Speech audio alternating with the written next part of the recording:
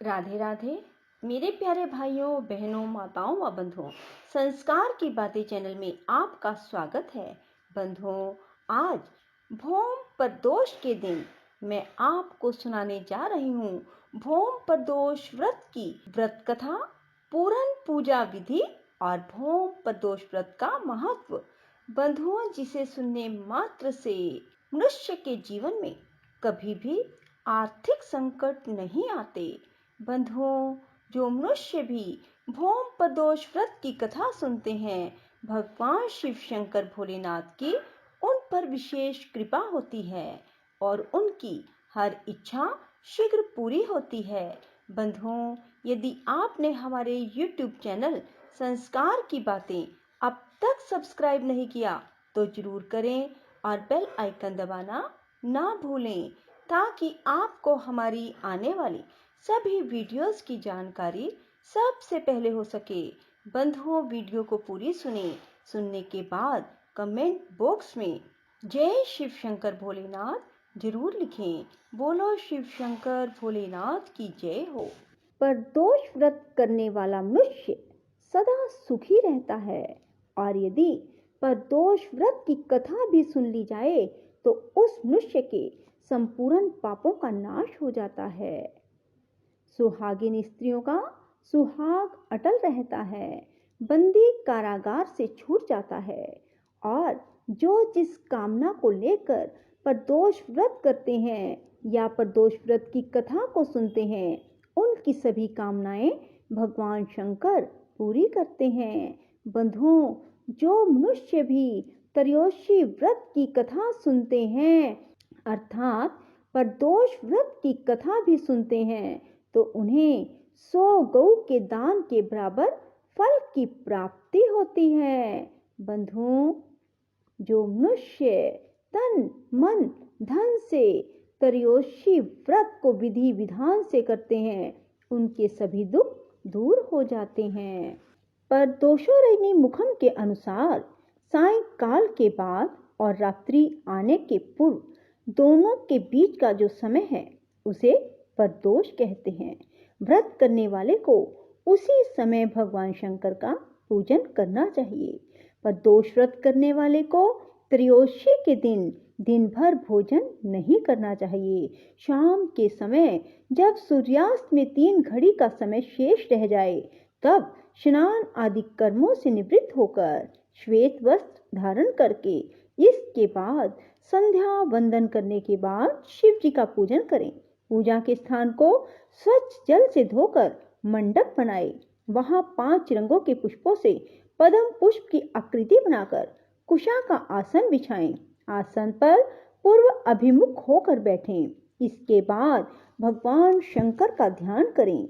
ध्यान का स्वरूप इस प्रकार है: करोड़ा चंद्रमा के समान कांतिवान त्रिनेत्रधारी, मस्तक पर चंद्रमा का आभूषण धारण करने वाले, पिंगल वर्ण के जटाजूटधारी, नीलकंठ अनेक रुद्राक्ष मालाओं से सुशोभित, वरद हस्त त्रिशूलधारी, नागों के कुंडल पहने, व्याघ्र चरम धारण किए, रतन जड़ित सिंहासन पर विराजमान शिव जी का ध्यान करें। बंधुओं, व्रत के उद्यापन की विधि बता रही हूँ। प्रातः स्नान आदि कार्य से निवृत्त होकर रंगीन वस्त्रों से मंडप बनाएं।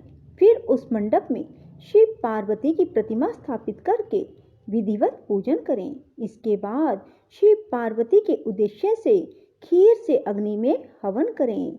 हवन करते समय ओम उमा सहित शिवाय नमः मंत्र से 108 बार आहुति दें।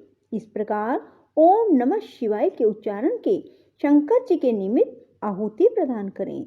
हवन के अंत में किसी धार्मिक व्यक्ति को सामर्थ्य के अनुसार दान दें। ऐसा करने के बाद ब्राह्मण को भोजन दक्षिणा से संतुष्ट करें। व्रत पूर्ण हो ऐसा वाक्य ब्राह्मणों द्वारा कहलवाना चाहिए। ब्राह्मणों की आज्ञा पाकर अपने बंधु बांधवों को साथ में लेकर मन में भगवान शंकर का स्मरण करते हुए व्रती को भोजन करना चाहिए। इस प्रकार उद्यापन करने से व्रती पुत्र पौत्र आदि से युक्त होता है तथा आरोग्य लाभ करता है। इसके अतिरिक्त वह अपने शत्रुओं पर विजय प्राप्त करता है एवं संपूर्ण पापों से मुक्त हो जाता है। बंधुओं, ऐसा स्कंद पुराण में कहा गया है। अब मैं आपको प्रदोष व्रत का महत्व बता रही हूँ। बंधुओं, त्रयोदशी अर्थात प्रदोष का व्रत करने वाला मनुष्य सदा सुखी रहता है। उसके संपूर्ण पापों का नाश इस व्रत से हो जाता है। इस व्रत के करने से विधवा स्त्रियों को अधर्म से ग्लानि होती है। सुहागी नारियों का सुहाग अटल रहता है। बंदी कारागार से छूट जाता है। जो स्त्री पुरुष जिस कामना को लेकर व्रत करते हैं उनकी सभी मनोकामनाएं पूरी होती हैं। त्रयोदशी का व्रत करने वाले को 100 गौदान का फल प्राप्त होता है। इस व्रत को जो विधि विधान और तन मन धन से करता है उसके सभी दुख दूर हो जाते हैं। बोलो शिव शंकर भोलेनाथ की जय हो।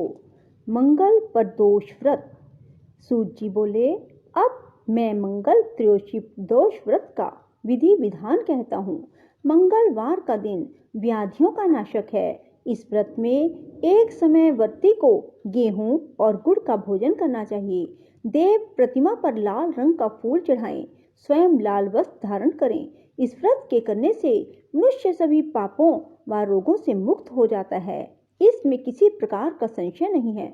अब मैं आपको उस बुढ़िया की कथा सुनाती हूँ जिसने यह व्रत किया और मोक्ष को प्राप्त हुई। प्राचीन काल की बात है। एक नगर में एक बुढ़िया रहती थी। उसके मंगलिया नाम का एक पुत्र था। वृद्धा की हनुमान जी पर बड़ी श्रद्धा थी। वह प्रत्येक मंगलवार को हनुमान जी का व्रत रखकर यथाविधि उनको भोग लगाती। इसके अलावा मंगलवार को ना तो घर लीपती ना ही मिट्टी खोदती। इसी प्रकार से व्रत रखते हुए जब उसे काफी दिन बीत गए तो हनुमान जी ने सोचा, चलो आज इस वृद्धा की श्रद्धा की परीक्षा करें।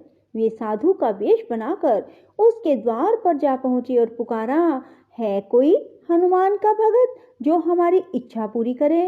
वृद्धा ने यह पुकार सुनी तो बाहर आई और पूछा, महाराज क्या आज्ञा है।